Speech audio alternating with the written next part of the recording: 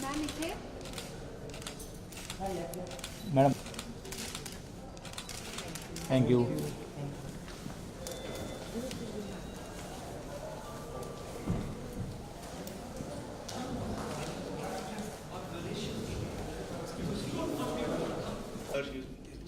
You still feel like that movie Sarfarosh, and you start feeling that if only you had Jagjit Singh's voice of Sarfarosh. So Sonali Bendre made a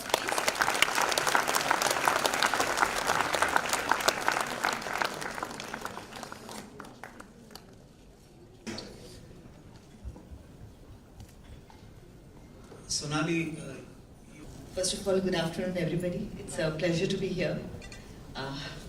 Somewhere have been part of the beginning of this phase of my life, I would say, because it is a different phase. And my husband and me joke, we say BC and AC. That's before cancer and after cancer. It's like a different lifetime.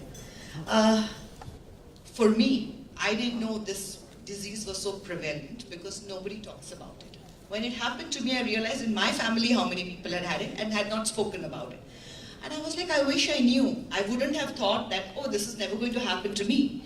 So when I put the post out on my social media, because I was doing some work, I did not want any kind of a gossip around it. And my son, children are much more tech savvy. I didn't want him hearing and reading something wrong. So I wanted to put out my story myself. So when I put it out, the response that I got was what was shocking for me. Because there were people from all stratas of society writing in to me saying, this is what happened to my aunt, to my grandmother, to my son, to my mom, everybody. And there was no like a niche in society. Every strata of society they were writing in from and they were discussing it.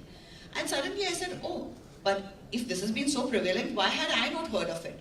And I never knew that this could happen, that it is so rampant.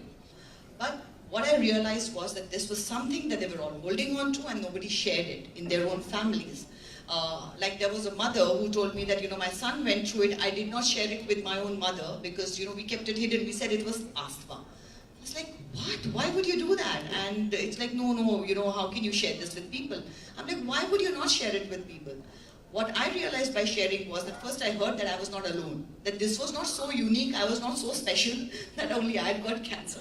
Everybody gets it and anybody could get it. So the next post was to thank people for sharing their stories because it made me feel less alone, it made me feel like part of a community.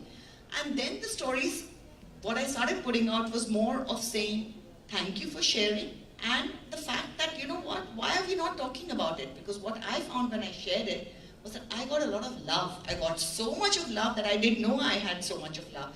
I didn't know so many people cared about me. So that was one thing that I realized, and I thought that was a great thing to realize. Even if I died, at least I would have died knowing that I was loved so much. So it was a great way to go there. Thankfully I haven't, but yes. And what I realized when I came back was that we need to make it an open thing.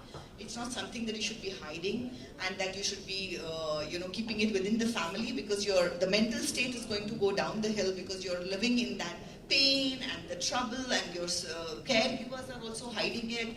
Nobody has a place where they can vent and share and, that takes a toll on your mental health and then that's taking the toll on how you recover from it. So it's a vicious circle.